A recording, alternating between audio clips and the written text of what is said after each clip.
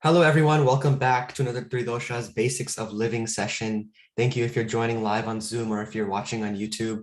Today, our session is about food and the power of food with your gut and how that affects your mood, and then also how eating the right foods and keeping yourself in balance food can impact your body and mind. That's pretty much what 3Doshas is all about. So yes, healthy and sustainable food. I'm Sachin Syal. I'm the co-founder and CEO of 3Doshas.com. And yeah, next slide, please. Okay, Sachin, thank you. Thank you for setting us up. So I'm so excited, everybody. I'm Sumeet. I'm here working with Sachin. I wanted to just quickly recap for you what the 3Doshas concepts are all about. For some of you that are new, this should be very quick, but if you want to know more about it, I encourage you to learn more about this on our YouTube channel. So at the highest level, right, the whole concept of 3Doshas comes from Ayurveda, which is really a very old science that comes out of the Indus Valley civilization that talks about how everything that we are made up of is out of the 5 elements. And the 5 elements are space, air, fire, water, and earth. And then Ayurveda breaks down these 5 elements into 3 greater elements, Vata, Pitta, and Kapha, which are the Sanskrit words, but just simplistically saying, it's air, fire, and water, color-coded, white, red, and blue. So the concept of 3Doshas basically says that we have 3 greater energies that we should constantly focus on for our body and our mind. And just like our body here, we also have the 3Doshas of the mind, which are also broken down through the same 5 elements, but they're broken down a little bit differently. So you have Satva, Rajas, and Tamas, again, air, fire, and water. And these are called the psychological states. So each one of us lives within each one of these states, the 3 greater states or 3 greater energies. And the way the concept's working is that you're constantly absorbing things from all these 5 elements, space, air, fire, water, and earth. And it's having an impact on you as you're progressing. So the idea is that you have the greater elements of your body, you have the greater elements of your mind, and the combination of all that is what determines your state or your spirit or your state of being. And this is just an illustration of showing how each one of these 3 greater elements play into your body and mind at the same time. So the air element from the body perspective is Vata, from the mind perspective, it's Satva.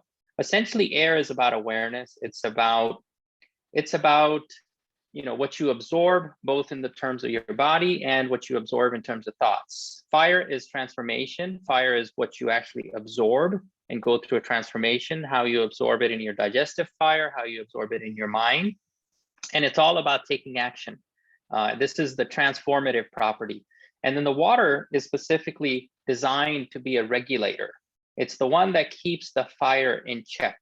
And it's all about getting rest. It's all about making sure you're giving lots of breaks in between, in whatever you're doing as your fire's fully in action. So again, I encourage you to learn more about this. But today, I'm very excited to talk about food. Food is actually one of the biggest topics that people are talking about.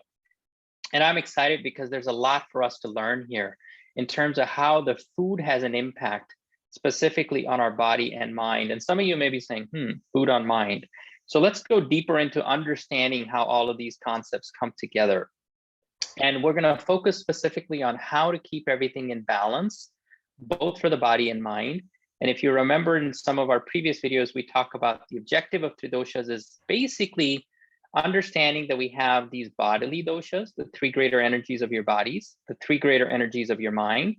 And the objective is to first keep these in balance and then to keep the mental energies in balance. And if you can combine the 2 and keep it in balance, you're in the ultimate 3Doshas balanced state, which is all about how to live the basics of living. This is a very basic concept, but applying it is probably the hardest thing. But before I go into anything specific there, I did want to highlight some of the things, on the 3Doshas concept about food. Okay, so food is a pretty big topic. And I thought I'd come today, explain kind of from an Ayurvedic perspective, how Ayurveda talks about food. And I'm sure you all are asking, okay, all the time, I know I do, which is what should I eat? How much should I eat? How should I eat it? what kind of food should I eat? And by the way, what time should I eat? You know, and there's a lot of research out there that I think you all are probably tuning into, but if you're not, I encourage you to do it. There's a huge amount of research. Sachin was actually pointing it out to me, coming from Harvard Business, not Harvard, Science, about the mind-gut connection, okay? And people are starting to realize that there is a central nervous system connected to, call it, your brain and the spine, but there's another nervous system that they're all focusing on, which is truly connected to your gut. And some of you may have heard the term, I go with my gut instincts. You know, what is that gut? You actually have a feeling in your gut every time you're actually embarking on something, any challenge or anything in life. And you have to pay attention to that gut, because that gut is super connected to your mind, right? So both nervous systems are working together.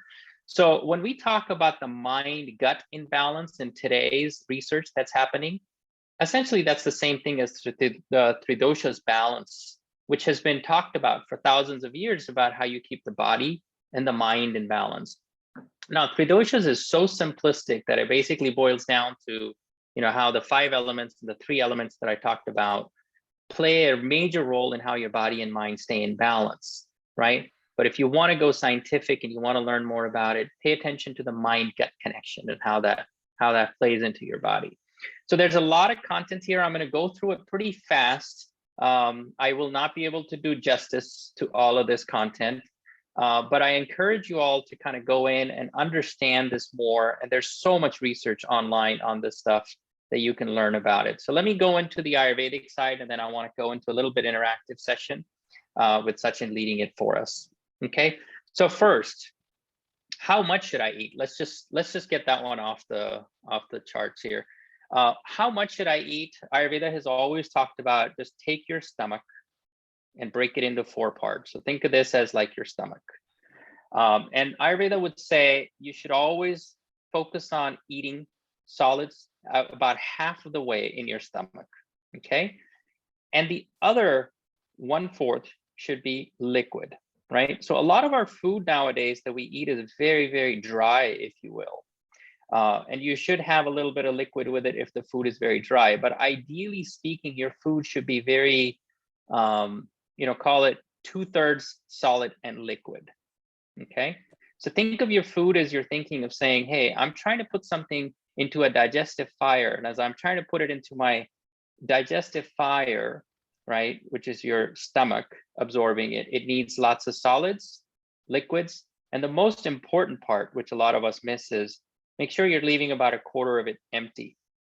And the reason for leaving that empty is because for the transformation to happen in your stomach, you need to leave some space, you need to leave some liquid, and you need to have lots of solid. So your literally stomach is going through a transformation, and that's about the food you want to put into your body.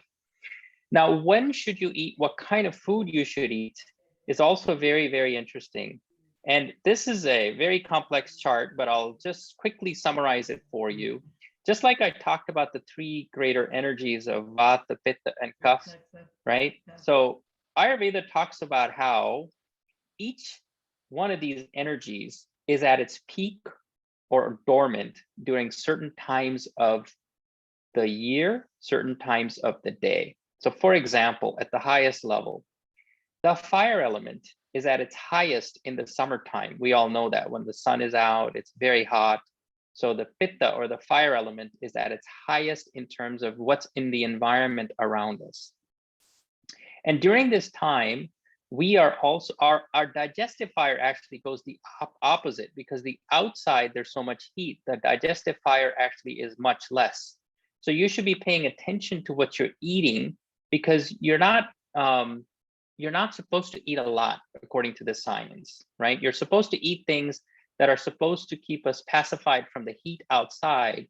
So you should be paying attention to what's in the environment around you and how your digestive fire is and what you should be doing to balance it. Now, in the winter time, right, which is around here, January through, call it, April, and we're kind of in the middle of it. In the winter time, our fire is actually at its peak, meaning our digestive fire is at its peak. And I love this analogy because I always think of, Thanksgiving and Christmas and how much we eat during the winter time. But given that our digestive fire is very, very high, Ayurveda says this is actually a good time to be eating a lot and keeping that fire fueled inside of you, right? And then there's things about what to do in the fall when the air element is at its peak. And the objective is, as you know what's in the environment around you, how do you counterbalance with what you eat to keep things in balance? So keep that in mind. If the environment is very hot, you got to counterbalance it with things you eat, right? Same thing if the environment is very earth watery, how do you keep the fire going? So the objective is to keep all of this in balance. Okay. Again, I won't be able to go into details, but please encourage you to go look more on this. Ayurveda also talks about specifically the taste. And it specifically says there are 6 tastes in food. And the food is sweet, sour, salty, pungent, or bitter.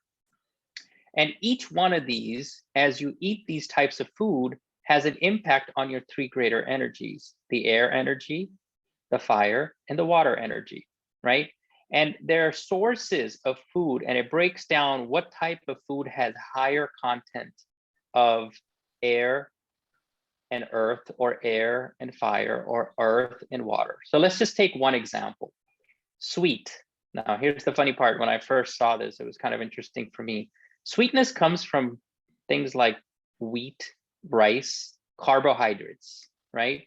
And this has a major impact on your body in Ayurveda, because as you eat a lot of sweets, it's going to have an impact in terms of bringing down your fire, bringing down your thoughts, but it's going to kick in this thing called Kapha, which is groundedness. So if you eat a ton of carbs, you're going to feel very grounded, very heavy, if you will, right? So I think some of you probably felt this, and I know some of your younger generations are much smarter than me in terms of understanding the impacts of carbohydrates and how much you should eat and not. But I think each one of these foods, a sour food will have a certain impact on your fire, on your groundedness, and on your thoughts. Same thing with salty food. Same thing with bitter food. And there are food items that are broken down. So you can see names in here of food and how it's broken down in terms of the impact it's going to have on your 3 greater energies. Okay. So let me pause there and see if there's any thoughts or questions before I go into the next thing. Just thoughts or questions, and we'll go into discussion later, please. Any questions specifically? Okay. All right, let me keep going. Let me just finish my thing here, and let's see if we get some interactive discussion at the end. Okay, so the other things to keep in mind is seasonal foods. And this is something I really like, because I'm starting to notice that a lot of people are focusing on seasonal eating. Some of you are all very passionate about going to your local farmers markets. Some of you are very passionate about how to eat in season, how to get something that's procured locally instead of something that comes from far away. And this is also kind of very nicely documented in Ayurveda. And it specifically focuses on the impacts of seasonal foods and what it has in terms of immunity enhancers as you eat seasonally, and how when you eat something that is seasonal, you're keeping things in balance, not just within your body, but connecting your body to the environment next to you. So I love the fact that the younger generation, especially Gen Z, is focusing on trying to eat local and trying to eat very seasonal. And this is actually something that I think people should understand has a huge impact on how we eat. So just to give you an example, in nature at this time of the year, so we're in the winter time, we're supposed to be eating a ton of oranges, and oranges are in abundance. So go take a look at some orange trees.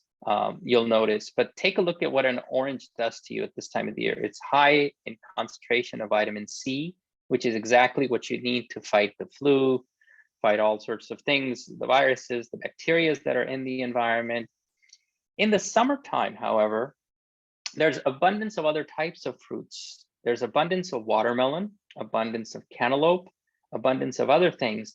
And if we focus on eating seasonally, we're actually enhancing our gut, our specific biomes within our gut and the impact that's going to have on our mind as we're putting the right things in our body. So here's some examples, and Ayurveda calls this Ritucharya, which is specifically seasonal eating. And it kind of says the same thing as I remember I was showing you in the previous chart. So there are certain times of the year, right? So you can kind of break this down by month. But on the left, we're trying to show you in the months of January through March, you should focus on things that kind of kick in your fire, because your fire is at its hottest part from the inside of the body, even though externally it's very cold. So you should be fueling your fire with ginger, garlic, lots of things that are very earthy that are going to it also talks about how you should eat potatoes, how you should have more soups during the winter time. But in the summertime, it says, hey, guess what? Your fire is actually not at its peak. So you should be focusing on things that are cooling it down. So have fresh fruits and veggies, cooling foods, eat cantaloupes, watermelons, things that are growing on vines. And there's a science that talks about, even in the environment, the food moves in itself. So in the summer, the reason you see a lot of these things growing on vines is because the water element has moved from the earth into these plants. And the plants have all the water, which is why we get all of our water through these cantaloupes, watermelons. But in the wintertime, the water is actually in the soil, which is why we get an abundance of potatoes and yams and those types of things. So you can see that in the environment by itself, food is produced in ways that is very in harmony with the environment. And if we also eat on top of that in harmony with what is produced in abundance in the environment, we're going to have an impact on our body and mind.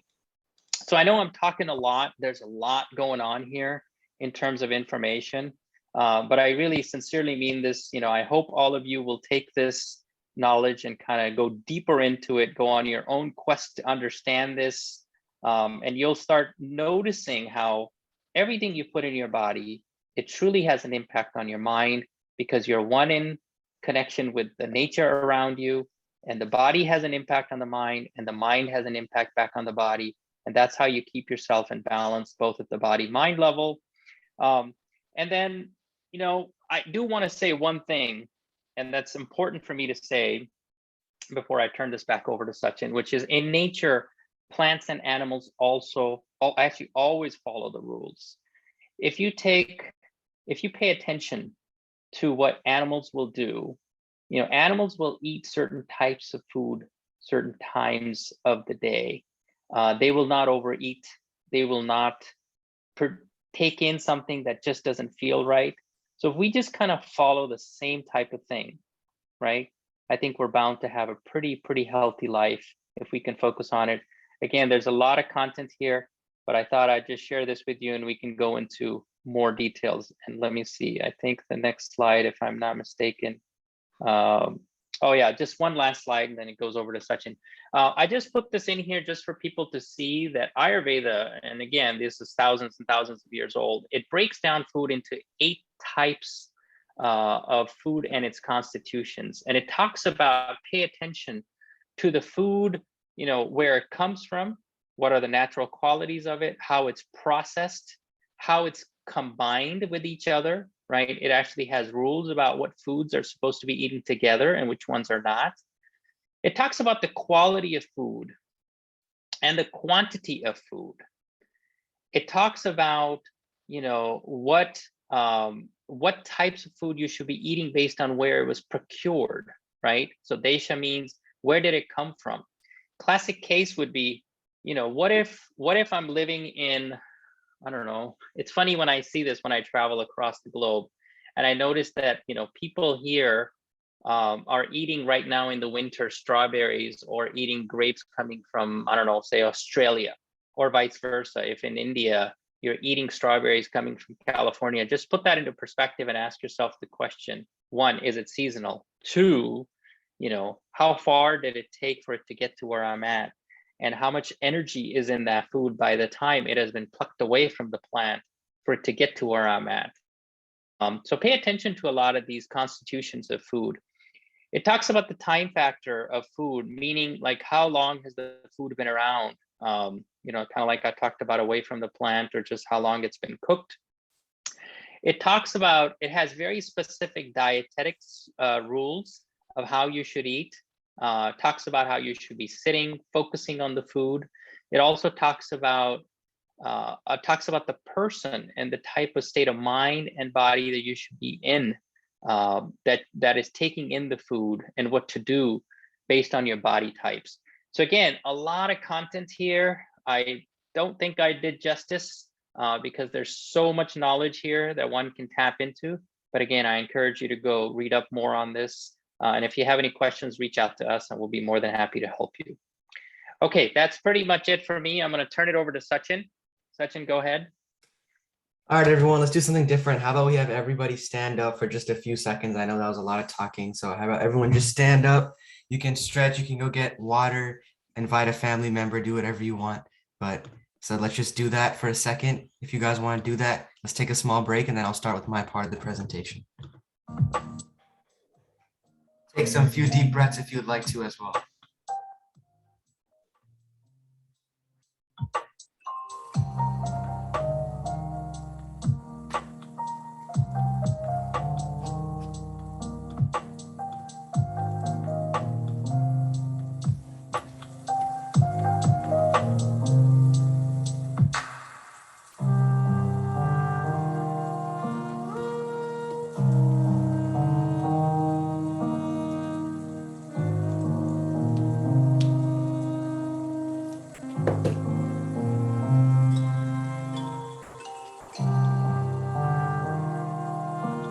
All right, well, hope you enjoyed that break. Let's get back to the session. So before we get started, feel free to turn your cameras back on. Let's acknowledge some of the beautiful souls that are here. New people joined. Hello, Kirill. Hello, Timon. Hello, everyone else that joined. Chachu, hello. Hello, Priti. Hello, Amarjeet. Welcome, everyone. And Dr. Yudi. How's everyone doing? Thanks for joining the session. Anyone can talk. Or if you don't want to, we'll get back on the presentation. No worries. Okay, maybe everyone's just tired today. It's all good. Okay, so this is eating habits data. As you can see, there's processed versus whole. This is the pie chart that we have. So this is personally what I've been eating. And I did this project in my science class. So from the processed versus whole, this was the regular food I was eating. I took a calendar and every single day I tracked what food I was eating. And then I did the data for that and I did research and figured out which is whole. Whole is meaning that it's natural food. Processed meaning that it has chemicals and it's not really the best for you, like frozen foods or foods outside. So whole for me was 67%, pretty decent, pretty healthy guy, you know. I mean, I'm not the healthiest person, but I try to keep myself as healthy as I can. And then processed was 33%. That's also detrimental because the amount of processed food you have has a big impact on you. It can make you tired, and especially because I'm supposed to have a lot of Pitta right now because I'm a student. So have to get good grades, have to do 3Doshas and everything. So the food you eat impacts that a lot. And now look at that progress. Now process is only 10% and 90% whole. This is not lying just for the presentation. My science teacher actually made us change our habits and she made us research healthy foods we can eat. So I actually avoided some of the things and I added new things in. I don't think I've even told my mom and dad I've done this, but sometimes during lunch, I didn't eat specific things because I'm like, hey, this drink has sugar, so I'm not going to eat it or drink it, I mean. But as you can see, that's how you guys can make, it's really easy. You can make this pie chart in Google Sheets. I can send you guys an email of, it's called a food tracker where there's like every week and there is every day. And the project was you have to use these things called food rules. And Dad, you know what I'm talking about. Food rules are rules by this book. That's a very interesting book. It's actually not a traditional book where you just have to read a lot. I'm not a big fan of reading. It's just like a bunch of rules about eating food. So it's very interesting. We're going to get into that. But so here are the food rules. As you can see, some of the highlighted ones, let me go through them. Avoid food products that contain more than 5 ingredients. So very tough because most of the foods we eat have more than 5. And then avoid food products containing ingredients that no ordinary human would keep in the pantry. So what is it called? Xanax, no, Xanax, some gum or something like that. All these chemicals and stuff inside food, and all these different names. I mean, you wouldn't really keep those chemicals inside your pantry. So that's something to keep. As you can see that apple right there. Yeah, thank you, Varun. Xanthan gum. Yeah, as you can see, that apple should be a regular apple, but it's been genetically modified and all those chemicals are going inside of it. And then eat only foods that will eventually rot. So example, guacamole, if you make guac and it becomes black really soon, that's actually a good sign, even though you don't want to eat it after it becomes black. It's actually a good sign, because if it's like not natural, it would just stay perfect. Like I'm sure you guys are familiar with McDonald's that have like sandwiches that have stayed good for like, what is it? Does anyone know off the top of their head? I think it's like someone did it for like 20 years, or even a Coke bottle. Like someone kept it since like something in, so like 19 something, and then they drank it and it was perfectly fine. They had no issues. So you can see that like it's so preserved, or something like cup noodles. There's so much stuff in it that it could be made years ago, and you just put hot water and you eat it. And sorry to break it to you, but those carrots and those stuff inside of it is not real at all. Okay, and then if it came from a plant, eat it. If it was made in a plant, don't. So if it was made in a plant, don't eat it. If it came from a plant, eat it. Another one I really like is don't eat anything your great grandmother would recognize as food. So if I pulled up with, let's see, like a bag of Takis and I put some like jalapeno seasoning on top with some Tajin on the side, I don't think my great grandmother would know what that is. She's like, what is this rolled up red stuff? So that's an example. Or hot Cheetos, probably wouldn't recognize it. So these are the rules. Make sure to follow these. We can go to the next slide, and just try your best. It's obviously the 5 ingredients one. I think that's one's also kind of tough, because most of the food I probably ate already in the morning had more than 5 ingredients. So it's not trying to be 100% perfect. There's no such thing as perfection, right? You just make yesterday better. You just make today better than yesterday. So just try to keep track of your food. So then let's go some more rules by the food rules book. Eat mostly plants, especially leaves. Dad, do you want to talk about that? Because I know you're a big fan of that. Yeah, no, absolutely. You know, eat plants, specifically leaves. I think it's important. What happens is a lot of us think that, what do I eat? Leaves, by that we mean eat spinach, eat salads. But if you focus on Ayurveda, Ayurveda talks about don't just take it in the rawness. It actually says to warm it up a little bit or keep it at room temperature and all, right? A lot of us get into the habit of eating a lot of salads super cold. Now, obviously everybody loves it in today's environment, but if you look back at how Ayurveda would say, it would say actually steam it a little bit and then eat it. Don't overdo it because you don't want to kill the nutrients in it, but focus on eating anything that comes from plant source. The other beauty of plant source is when we've taken it away from a plant, the plant actually produced it like it's fruit. It produced it to be consumed because it was there for it to grow again. And I think the point I'm trying to make is the plant produced it in a way for us to consume it. And if we consume it quickly and freshly, it has a better impact on our body. And the next one in here is treat meat as a flavoring and a special occasion food.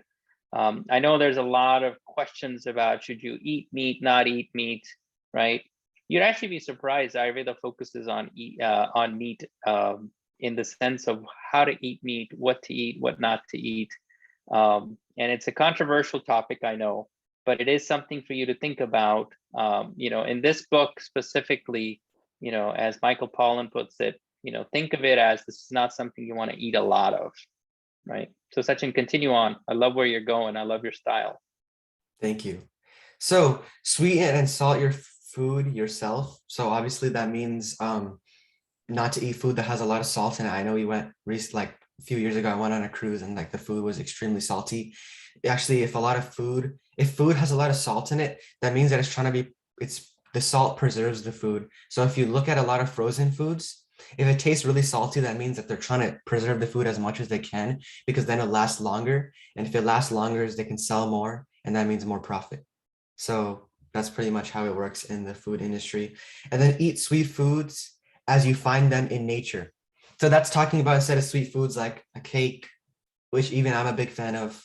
I had some this morning, but it's okay. So it's just all about trying to make yourself better. So don't be ashamed if you break one of these rules. Again, like I said, it's just trying to make yourself a better person. So eat sweet foods that they find them in nature. I'm talking about like apples and pears and stuff outside in nature, because that I heard a lot of people saying like, oh, you need sugar to live.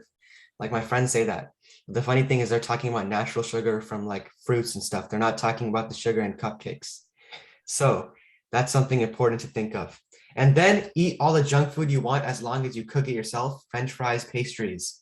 You can have it if you want, if it's a craving, but make sure to cook it yourself instead of getting it from McDonald's or something, because it's not the best for you. This one is I have mixed feelings about it. Not eat all the junk food you want. I think you should also control the amount of junk food you eat, because even if you make it at your house and you're like frying chicken, something like that, deep fried food is not the best for you, even though I also am a big fan of fried chicken, unfortunately. But anyways, it's all about just making yourself a better person. So just keep it going. Keep the elements in balance. I mean, this impacts you a lot, because if you think about it, the foods you eat, if you eat like a bunch of unhealthy food and then you feel really tired, then you won't have enough pitta, because you won't have enough action to do things. But then if you eat foods that energize you, not like Gatorade, I know they want you to think that energizes you. I mean like actual, like healthy, natural foods that keep you going, and you have a lot of energy from that, that makes your pitta fire element higher. And you'd be surprised, actually. Most people think, oh, the foods you eat won't impact your vata or the other elements. It actually impacts it a lot, because if you eat unhealthy foods, you'll have a lot of kapha, which will make you, well, kapha is not bad. It's just like kind of growth, but it also can make you lazy and tired. And then actually also impacts your thoughts. Food is like, people just think it's something you eat, but it impacts your mood. Actually, 90% of your mood comes from your gut and the food that impacts your mood. So that's something important. And that can also impact your thoughts, because if you're eating food that makes you feel bad, you can have bad thoughts, right? Or like thoughts that like, oh, I didn't even do that good on that session or that presentation. I could have done better. Things like that. You'd be surprised how much there's a big connection between all the things. So yeah, I'll pass it back to my dad. But before that, we need to get some people to start talking. So anyone can say anything they want. Let's just make this interactive. I'll just say some people's names. Hello, Carol. Welcome. It's great to see you here. Thanks for joining. And then Timon, thank you. I think someone raised their hand. Dr. Yudi, yes.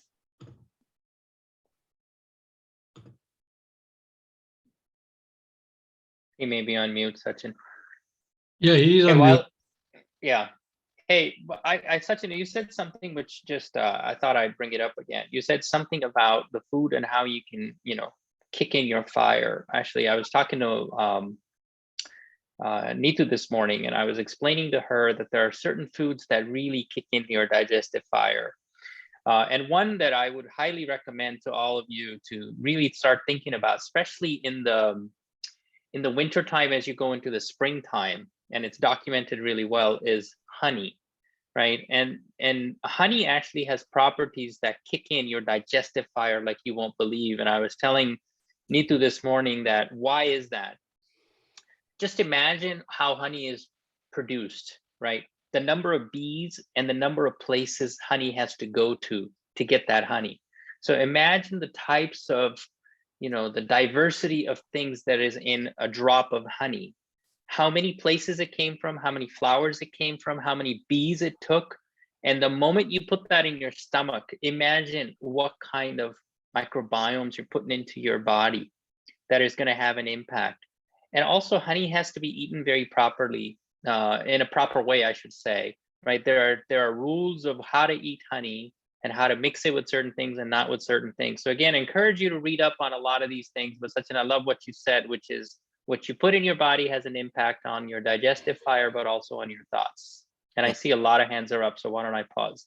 Yes, I think Dr. Yudi had his hand up, then we'll go on to Chachu. Amen. Okay. Good morning, Sachin. Good morning, Sumeet. Good morning, Vijay, and the Thank you. entire family around.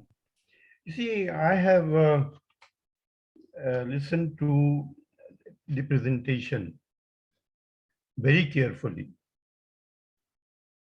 And I enjoy what is being presented. My question to both of you is, you see, unless we have food culture in the society, the food culture is totally missing. Now, you raised fundamental question. Now, one question which I see, what should I eat? We all know about it. I have a family member who has specialized in food and nutrition. But when I see how what we are eating is the million-dollar question, we are all fond of eating outside. What we eat outside, you know and I know, number one. We are all fond of eating, hosting parties in the night. Now, neither the food is right, nor the timings are right, nor the culture is right. Now, if I go on like this, you see your three things which you are talking about, what should I eat? Everybody knows it should be vegetarian, fruits, grains, nuts, and whatnot. What should I eat? Again is the question. When to eat? Again is the question which I've raised before also. There is no question of any food culture. There is no question on discipline. There is no question on all the points which we are talking about. Now, you say processed food 33% and wholesome food 67%. Most of the time, they are eating processed food. You know very well that being a part of the university system, I see what my young students are eating around all the time. Even the food that we have around, I don't think we offer healthy food all around. My question to you is, my concern rather is, how can we really cultivate the food culture in the society? Number one. And number two, my question is, which is stronger than the first one, how can we discipline ourselves so that we know it's neither the body nor the mind, I'll add on even the soul. Our body, mind, and soul, all the three of them are very critical elements for us. You talk of from the Ayurvedic angle, you talk from the spiritual angle, whatever you like. Unless we are able to discipline ourselves and bring a food culture, not only in ourselves, but even on the commercial side, I think we will never be able to achieve the objective. I'm so happy that you have made a presentation, which is really the truth of life. And I see the summary, which says 7-word summary. Eat food, not too much. I say eat food, people eat too much. Mostly plants, we don't eat plants. So I don't know how to cultivate this culture, how to educate myself, how to educate the society, how should I educate the students and all that. This is my fundamental concern, which I'm sharing with you. Thank you very good. much. I love that. I think Love that. I could take a Thank you, stab at Dr. that. Gupta. Yeah, that's a good question. Let me try and answer. I mean, I'll try my best to answer it and then I'll pass it on to my dad. So first of all, profound questions. Thanks for joining and thanks for asking these questions. You always make you're like the starter of making our sessions interactive. So I really appreciate you. So talking about like discipline, I think my dad always talks to me about discipline and how when you eat, you have to make sure you're eating right foods. I think the biggest thing is that people don't really think about what they're eating when they eat it. They'll see like an ad and they're just going to want it, or they'll get coupons and they'll just do it impulsively without thinking. I think if you see a food tracker and you actually keep track of all the things that you're eating and you can make a pie chart, even though it sounds silly because no one really makes a pie chart of the food they eat, and you actually can take the percent of how much is whole and how much is processed, that can be discipline. And then if you want to go to the next step, you can also obviously like do the entire food tracker and you can just write down what you're eating and see. You can write down your mood based on your food. That rhymes. Your mood based on your food. So yeah, you can do that. And then another thing, I think schools should do a much better job. Vivan, you can also talk about this. I think schools give their students, they give free food, but they give them pizza, burgers, pasta. I mean, it doesn't even taste good on top of that. So it's really They unfortunate. give us the worst thing on the planet. I can tell you that. Yeah, the schools, I mean, I know Dr. Yudi, you're an educator and I'm really interested in education. What do you notice that your students eat the most? Well, mostly it is pizza, of course. Okay. The subway culture is developing. Oh, okay. Got it. The third thing which I notice now, which is developing, is if you go to Jamba Juice, you find more students in the queue Yeah. than otherwise. Mhm. But the rest of Mhm. it, like you see, what you call the Chinese kind food, the pandas food. We have a food where is the pandas. Yeah. Pandas is they you will find majority of the students are in that, and pandas food is the most unhealthy food that you can think of. Yeah. I Yeah. think oh, sorry. I think also one more thing I want to add. I think a lot of people just want stuff fast. Everyone wants things quickly, instant gratification. So if they can go get fast food, technically after this session, I can say I just taught about food, but I can go in seconds and get myself the most unhealthy sandwich because of fast food. I'm not going to do that. But what I'm saying is that people want to find the easiest, most fastest way to get things done. But the real traditional way of having your mom or your grandma or your dad or your grandpa cook you food that actually takes a long time to make, that actually has natural ingredients in it, that will go bad in a few days if you don't eat it, that's the food you should be eating. No, Sachin, there is one more problem. Yeah, I sure. mean, what I see even in the families, we don't cook every day. We don't cook. Yes. We cook meals over the weekend. We put them in the fridge, and we keep on eating throughout the week food which was 7 days in the fridge. It is unhealthy. Eating whatever the food may be, but if you are keeping it frozen for a long time, I think it loses its originality and the healthy thing. If I'm Yeah. wrong, I'm subject to No, no, no. correction. No, you're not Spot wrong. on. I agree. Spot on. Actually, what you just said is that's called the jiva of the food. The food has certain life in it, right? The moment you've actually plucked it off the plant, and if it's sitting there for a long time, it's actually losing its jiva, which is its life form. And if you're actually then freezing it or keeping it in the fridge, it's losing more and more and more. And what we're noticing is, and I love the question actually, and I do want to show some glimmer and hope here for the next generation, because I'll share some things that I think are in action that are happening that are going to have even a bigger impact down the road in terms of bringing this food culture into our society, if you will. But specific things I do want to point out, if I take a look at Sachin and Sujay in terms of their understanding of food, I'd say they're 10, 20 times more educated than I was about food and my generation. My generation was the McDonald's generation. Vivan, don't laugh, okay? We thought McDonald's was the coolest thing. French fries and Coke was the way to live. But I know that in your school, you kids don't even get Coke. You don't even pick up. I mean, Sachin had a birthday party where none of his friends had any soda. I was blown away. I was literally like, wow, okay. Yes, pizza's still there. Kids love pizza. We all gravitate towards food that actually feels good to the mind instantly, right? I mean, trust me, there are foods that shoot straight into my mind where I just kind of go, man, that felt so good. And those are the tendencies that we all fall for, which is what 3Dosha talks about, because exactly what's happening in that point is you shot up, sugar shoots straight into your brain, and it makes you want to gravitate to it really fast. Same thing with certain types of oily food or certain types of things.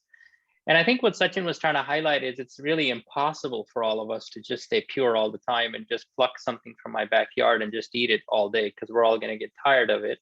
But if we balance it all out, right? We all crave things. We go get some chaat or we go get something that feels really good, eat it. But the objective should be what Sachin talked about. Try to keep 30% processed, whatever, I forget Sachin, the 30 and 70, right? As long as we're fixing more and more towards the healthier side, I do have a lot of hope.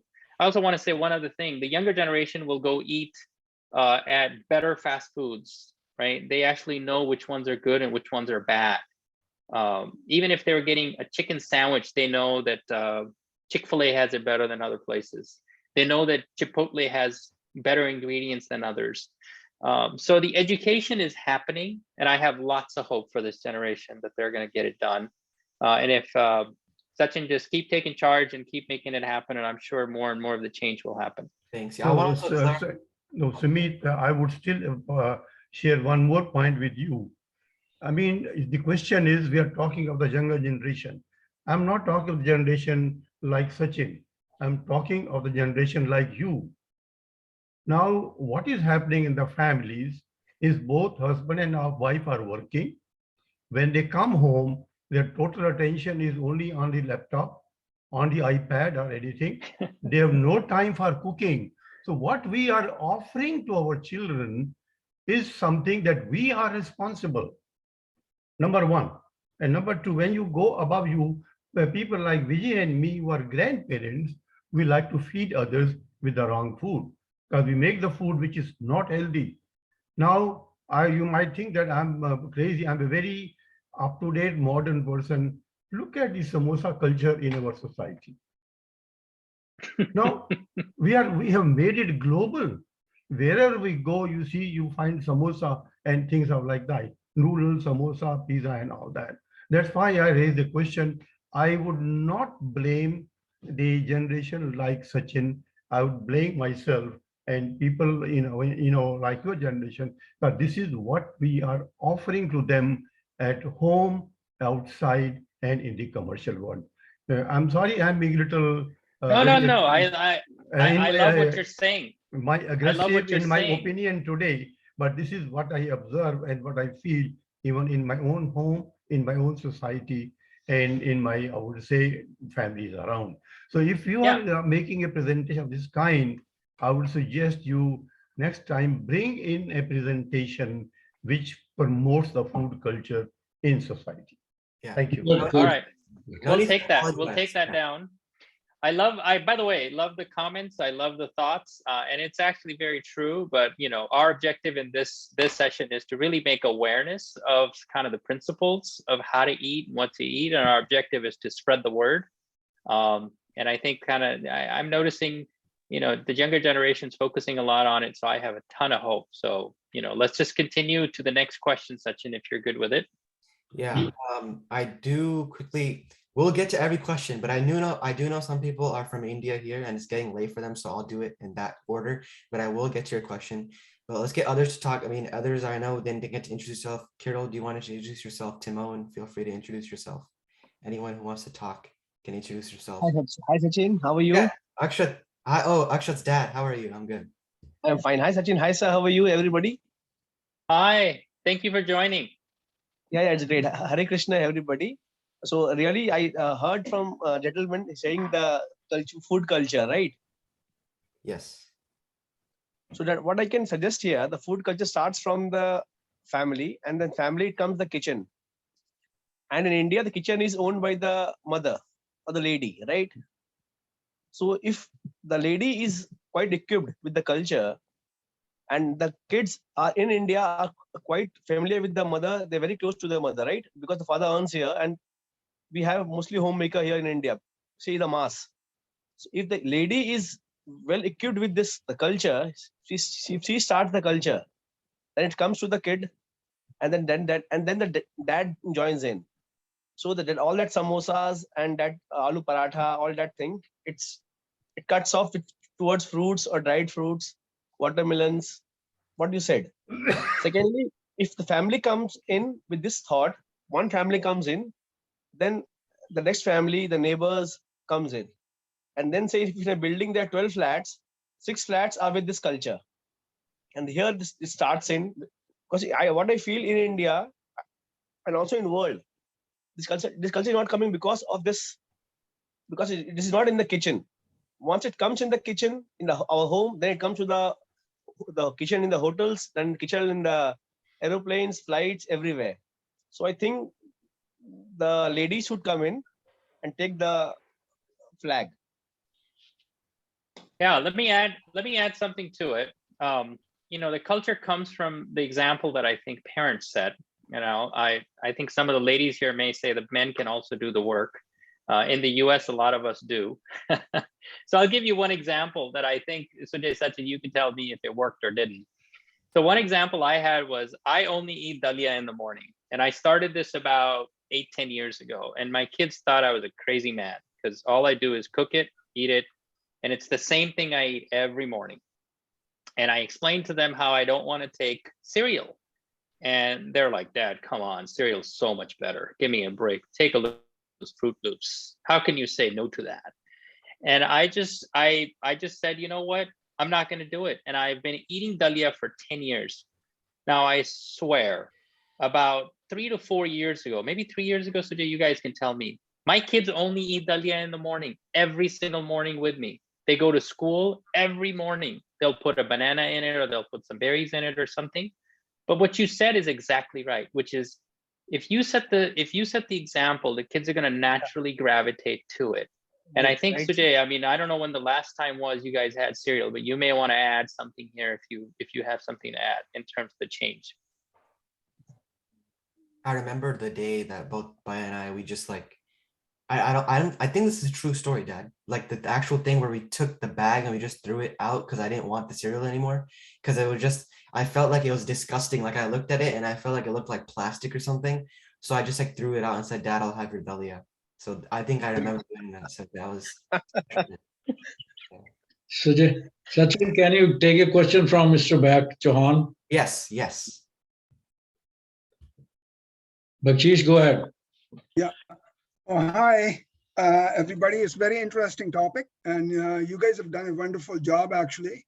Some things I want to talk about basically have been covered by Dr. Ahuja, and of course, Sumeet and Sachin and Akshat as well. Very interesting. And I know that there are generational differences, of course. We coming from India, having been born and lived in the earlier parts of our lives there. I see at least 3 people of my generation here, maybe more. Things were different back then, okay? There used to be no refrigerators. Sabji wala used to come at the door, delivering, basically you could buy fresh, and every day they have to finish the same vegetables, right? So times were different. We were brought up that way. Of course, mothers were cooking and they were giving you fresh food. There used to be no fridges. So nothing was preserved or anything else, okay? And there was all fresh ingredients and everything else. So having said that, of course, it's the South Asian culture. Now, TriDoshas are good and everything, okay? Ayurvedic times. But mind you, even those times, these fried foods, the way they were cooked also, like frying the onions, frying everything else, and making delicious foods, of course, everybody liked that. But cause more problems, health problems, right? We have more heart diseases in the world than any other country, and so on and so forth. I wouldn't go into the greater details of it. But the point has been made, basically, that, you know, if we continued on with the same culture and lived without these fried foods and samosas, of course, and all the other things that came later on, but samosas were not really that prevalent at that time. You know, puris maybe once in a while, you know, things of that nature, but mostly food was healthy, okay? So then comes to the next generation, which is our kids, and they were all born here. I'm from Canada, same as in US, okay? They were brought up pretty well in our culture, but then, of course, thinking of what you're talking about, McDonald's culture and all the other things, you know, they were taken there maybe once in a while. There used to be no meals at schools, you know, they took healthier meals from home, all the kids. And so basically how they are brought up is what matters, right? And in your case, Sumeet, you are doing a wonderful job bringing up these wonderful children and, you know, not only giving them healthier foods and healthier habits, but also you are training them in this knowledge that they are actually, they have gained, and they are also, you know, sending this knowledge further. So, yeah, so that culture basically. So then we also as parents, sometimes we were both working, and third, you know, talking about the cereals here. Bringing the processed cereals, you know, from the state. And you talked about the Fruit Loops and whatever. we as parents basically thought that Fruit Loops may be good, kids would love it and all that. Yeah, they did when they were little, but they grew up much faster than we thought. And none of our kids eat sugared foods, and they wouldn't put anything sugary, even sugar in their drinks or anything, or drink the Coke or whatever else that we as parents thought would be good for them. So we were actually, we came from that culture and then start to live the newer culture of the Western society. Now, so basically what I'm saying is that the kids of today, they're much more educated. They're doing very well. Society has started to change. Things are back to vegetarian and vegan now. And I think they're doing very well. So keep passing this message, Sachin, and it's a wonderful job you're doing. Thank you. Thank you so much. Appreciate the kind words. Thank you. By the way, a few points there I do want to highlight, and I want to embellish a little bit more, Mr. Chauhan. You said it actually. Today's generation is focused on plant-based protein. Number one, they're super educated on why plant-based protein is better. And I would argue some of it is still very processed compared to what we're talking about. But I think just the transition moving away from animal-based protein to plant-based protein is very prevalent. The knowledge of what types of food are healthier and what are not, and how to procure locally, it's become a pretty big deal for this generation to say, I will only buy at a farmer's market or something close by. So I have a lot of hope. I have a lot of hope in this generation that the culture will come and the culture will be. And what we're doing here is exactly the whole point.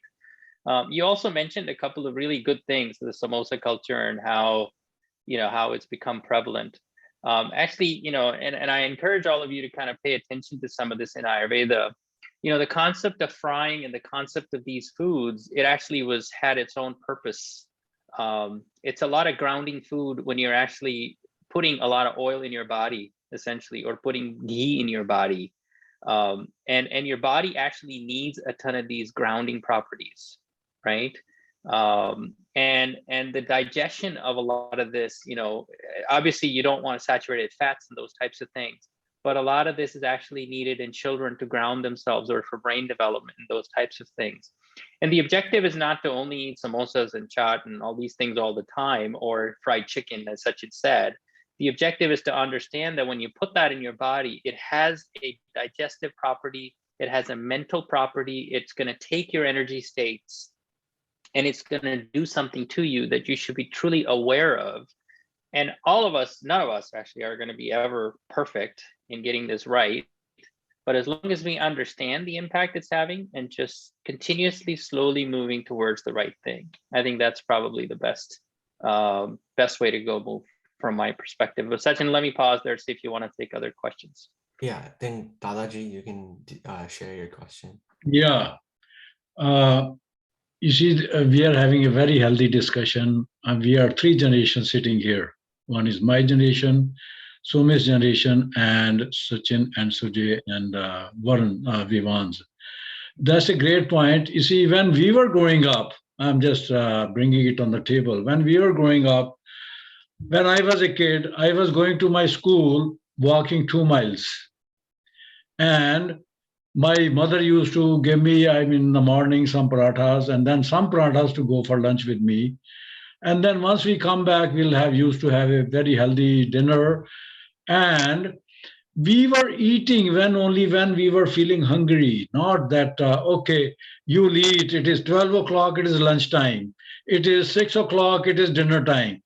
I think that is a wrong concept, and that needs to be changed.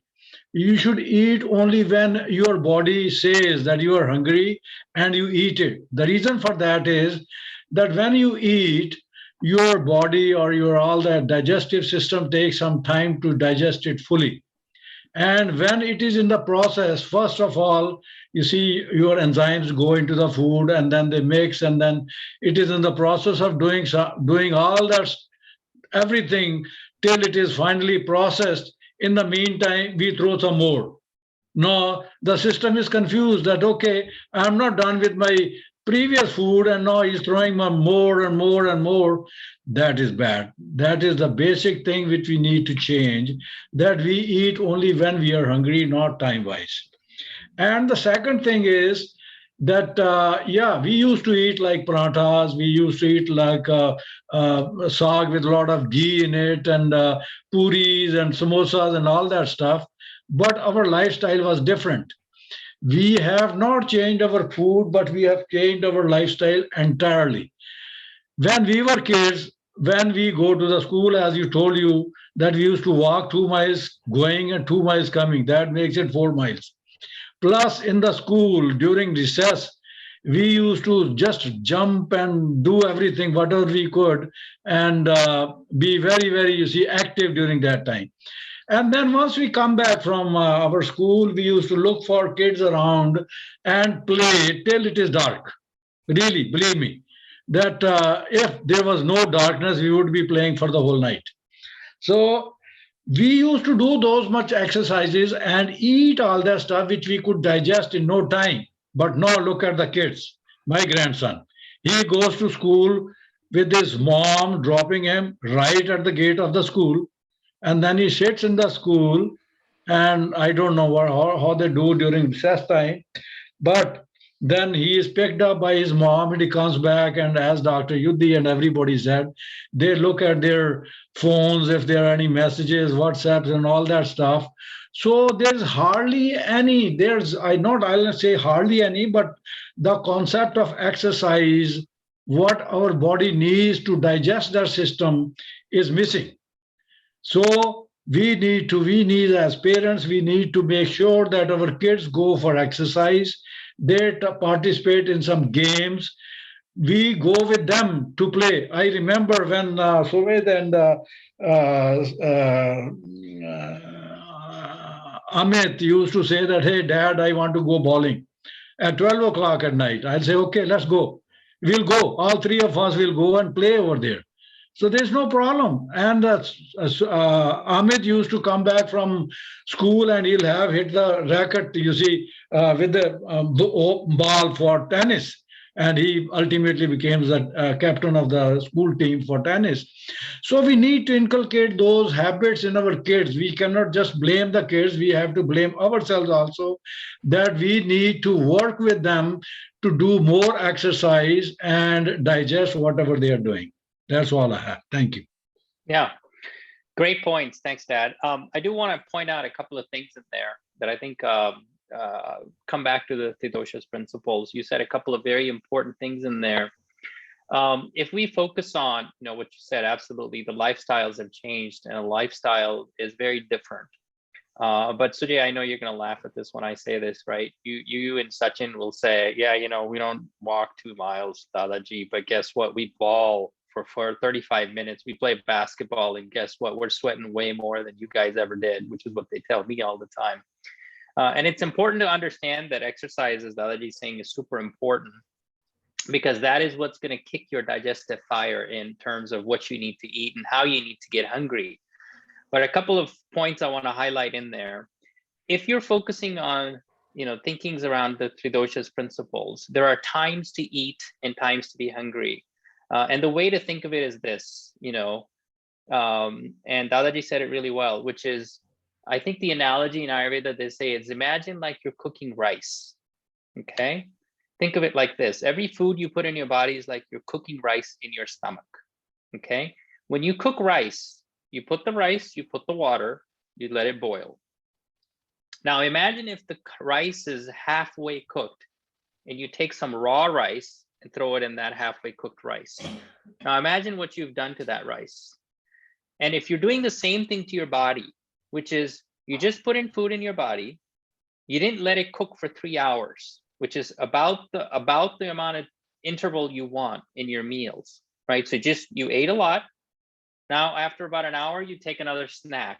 What you just did is you threw some more raw food in your stomach while your stomach was actually going through a digestive process, just like in rice.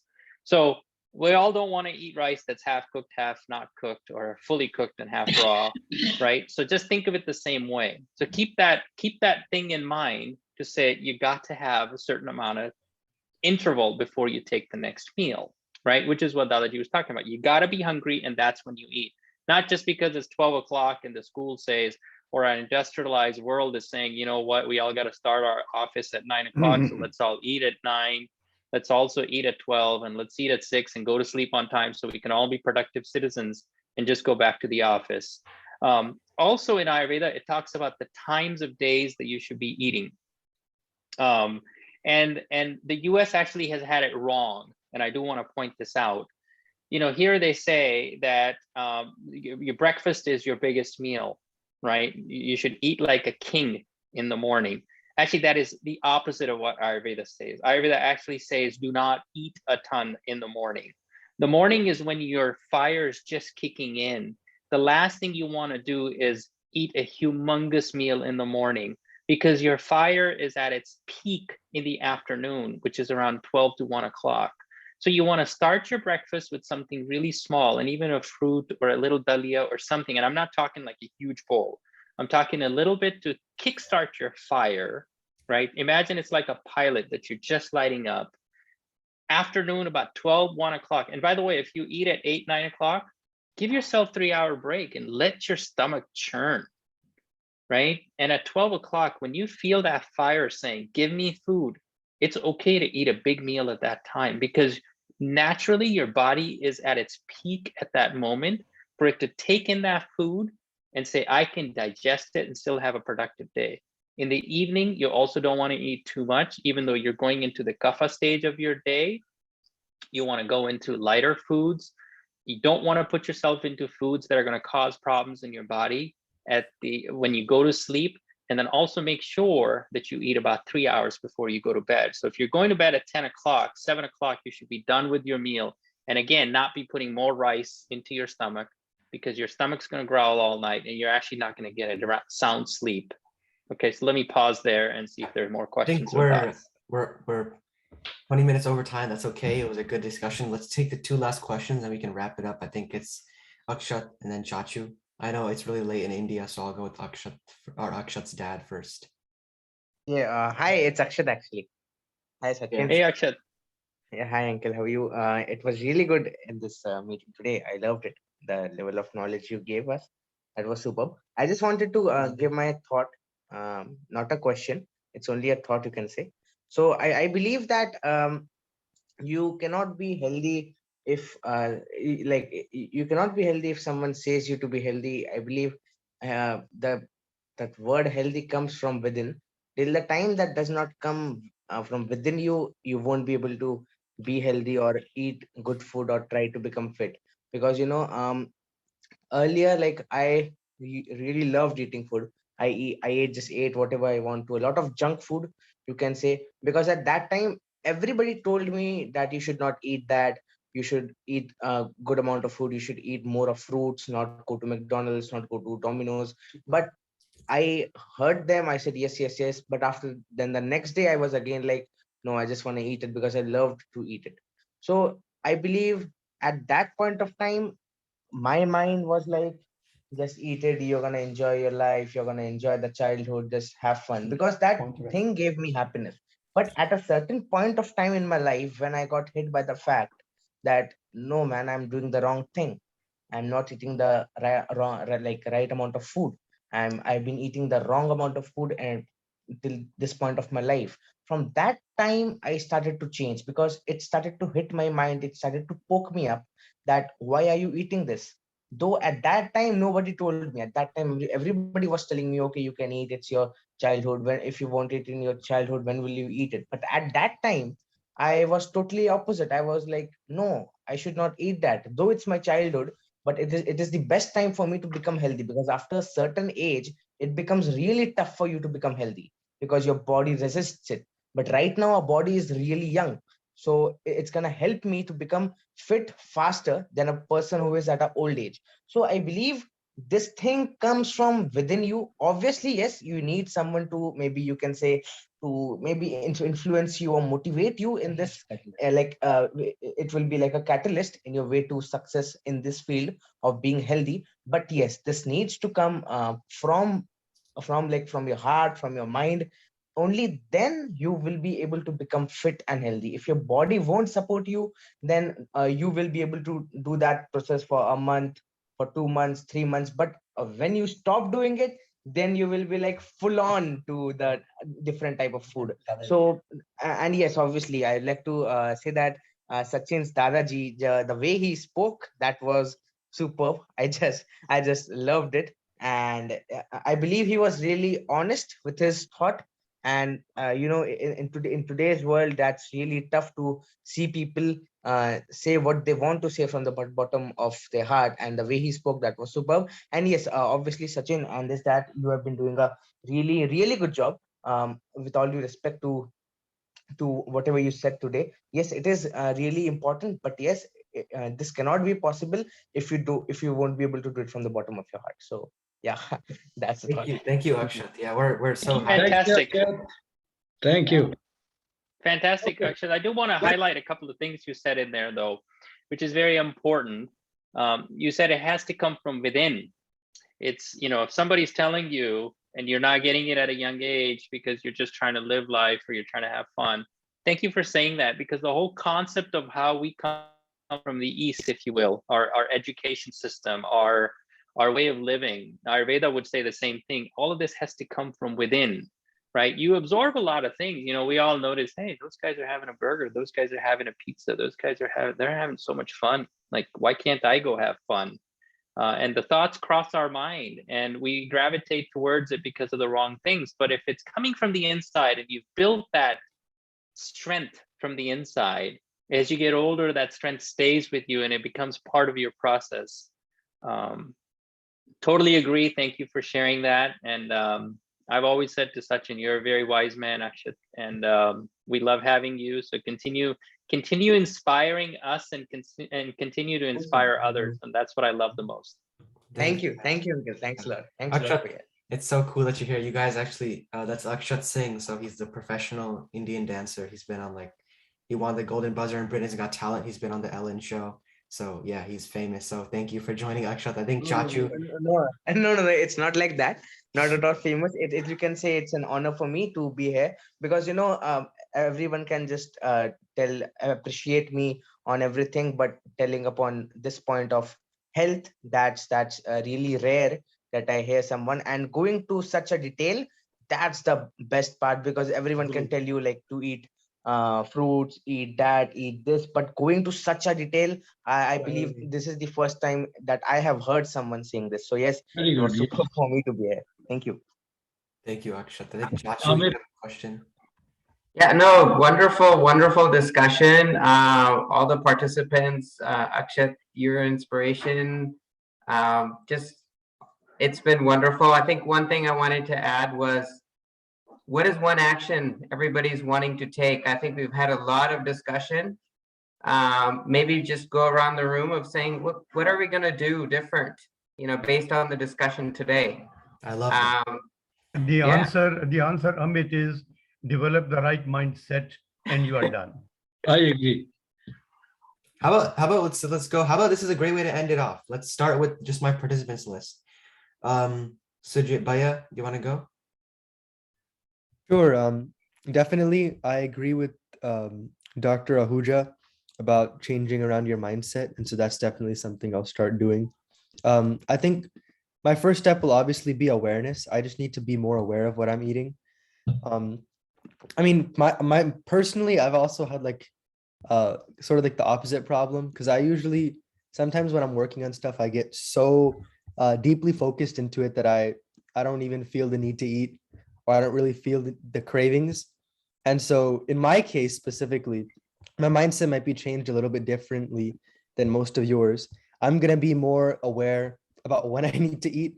And then obviously when I eat, obviously the portioning based on the discussions we had backed by Ayurveda today. And so that's what I'm going to look forward to doing in the future. Thank you for sharing. Trying to impress mom during the 3Doshas call. That's cool. Okay. Let's go to Akshat. What's one thing you're going to work on? So from today, yes, obviously, as Sir said about the different mindset, yes, obviously, having the right mindset towards your goal is really important, because if you want to become a cricketer and you are working to become a kabaddi player, then that's gonna go totally wrong. So obviously, if I am towards going towards a good health, then I need to work towards it. And the best part is to get a lot of you can say information about it. How can I go towards it? And the best thing is that I got today by listening to you and your dad this through this meeting. So this was totally the best part for me for today's day. And I am really happy that I am ending my day with such good thoughts, like such inspiring people. And I believe I'm gonna follow the whatever your dad said and you said, and I'm really sure that this is gonna help me in my future. Really well said. Thank you so much. Chachu, this was an amazing idea. What are you going to work on after this call? So, I got so many ideas all from you guys. You guys are the inspiration behind it all. So knowledgeable. So one thing I really thought of was the frozen section in my refrigerator. I think it's, God knows, I have expired stuff. I have like stuff that I should probably even think of ever eating. I think that's the first thing I'm going to do after this, is going to clean out my frozen section, and also what you said about the properties of food and when it's frozen. Other takeaways is not to eat while I'm doing work, making sure that when I eat, I'm not in front of a laptop and just eating. I think it's about understanding what you're eating. I like what Dad said, which was don't eat unless you're really hungry. Intermittent fasting is huge. I mean, it came from our rishis from God knows when, and yet we have forgotten all those things. One thing I wanted to add was that whenever you fast, what I like about fasting is that it makes you think twice about what you're eating.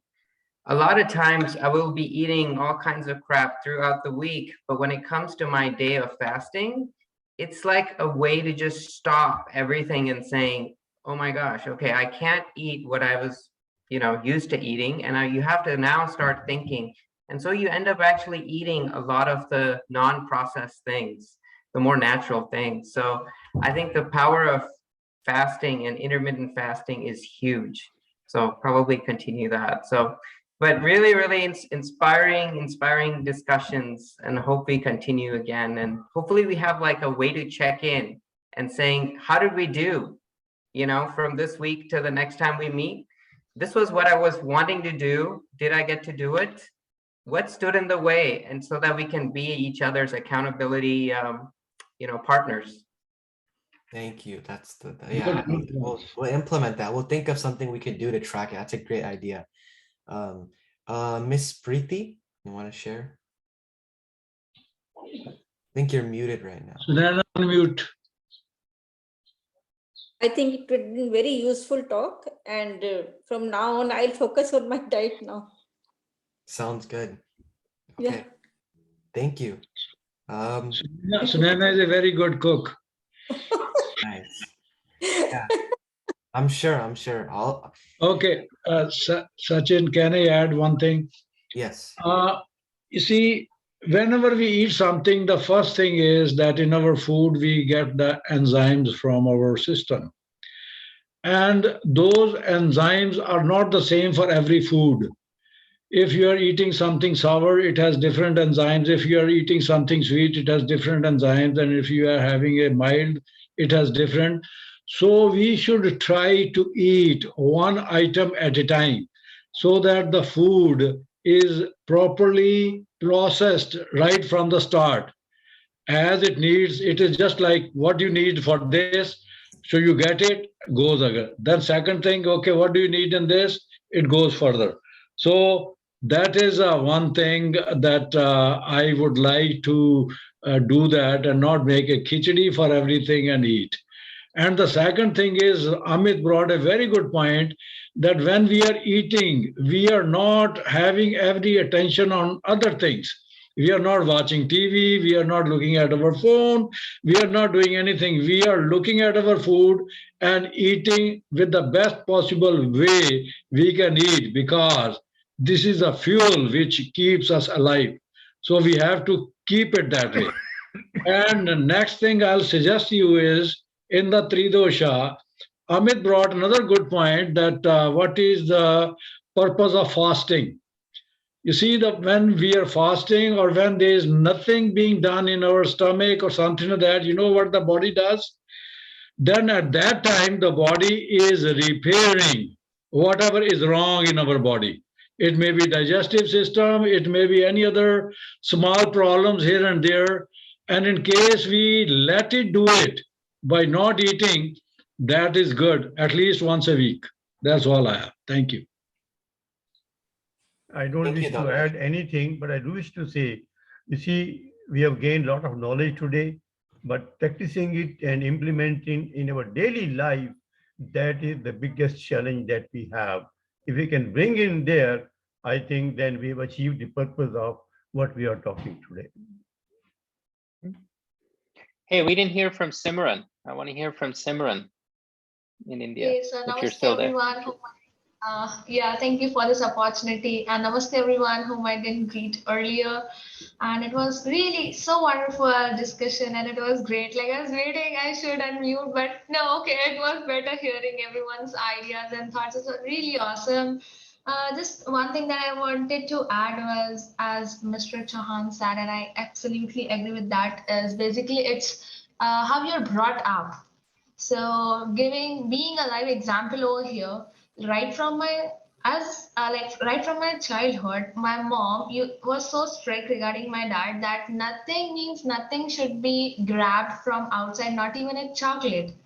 And that freedom was only on Sundays that you can eat that was brought from outside, or even chocolate. So that is how I was trained to eat all homemade food until that only that Sunday. So that fast food never attracted me. And one thing what she used to make sure is, let's say peri peri masala, that's being quite attracting to that fast food. So what she used to do is just to add that to homemade. Like she will be sprinkling a bit. So it's okay. Like how we can, inculcate the love towards your homemade food.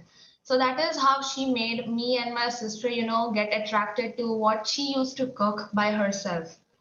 It was quite healthy. So this is until date, I'm so proud telling this that I am not at all addicted to eating fast food. Definitely, if someone would give me offer that you eat homemade food, like you have a choice of eating some dal chawal prepared by your mom and go and eat a pizza, I'll be choosing dal chawal because I absolutely love, because it's quite satisfying that at least that and it's like literally satisfying that what you have ate is good. So that is it. But another thing, like the questions that you are going through, what I'll be learning from this discussion is maybe I need to keep up with my mom's effort, because nowadays it's being this grown up, it's not her responsibility now to look after what I am eating. Now it's my job to be quite disciplined what I am taught this years, and I just need to keep it going.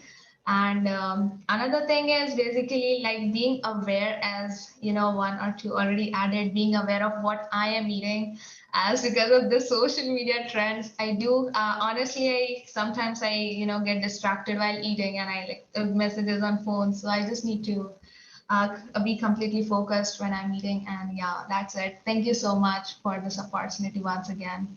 Thank you for joining, Simran. Yeah. That's very like powerful said, and also to have that much control at a young age is very hard. Most people will probably choose the pizza. So that's definitely something that's really good that you're doing, and you should continue doing that. I think we have Mr. Chauhan. Do you want to share, or did you already talk? I don't think so. I'm not sure. I forgot. Oh, hi. Yeah, I basically said my thing. Okay. But what I would say after listening to all of you is be yourself, listen to yourself, and don't get impacted by the others around you. Okay. So you have your own set of principles. I see Sumeet, basically, I give him a thumbs up for the dalia in the morning, or what I call oatmeal in the morning. Okay, which I love myself. But do treat yourself once in a while. You have to reward yourself. So don't completely say, well, you know, this is like once a week or whatever, you know, celebrate, you know, you need to do that. The other thing I want to mention is the frozen food. Processed frozen food is no good. Processed food itself is no good, okay? But if it's homemade by moms or by yourself or anybody else, frozen, that's still much better than the store-bought frozen food. Okay, so those are my takes from it. Thank you. Yeah. Awesome. I think. Thank you. Good point. Hey, I wanted to say a couple of things back to what Simran said and also what you said. So, you know, it's important to treat ourselves once in a while. Like you said, Sundays you'd get chocolate. I think that's very important. I think it's, you know, I've tried this over COVID where I became almost like trying to live like, you know, a rishi, like I could eat just, you know, my backyard vegetables and just cook it and eat it. Trust me, it gets very boring. I've done it, right? And we all have cravings. There's nothing wrong with it to say, you know what, I really got to go do this. And I'll share this one example today, Sachin. Hopefully you guys get a kick out of it too. So Simran, just like you, your mom would sprinkle something that, you know, makes the, I think you call it I don't know what you called it, peri something seasoning. My boys had this addiction to this thing called Taco Bell sauce. Aha, look at that smile. So it's so funny because obviously Taco Bell gives you that sauce for free. You ever notice? I don't know if you're in the US, they give it to you for free. You can pick up as much as you want. And there's a reason for that.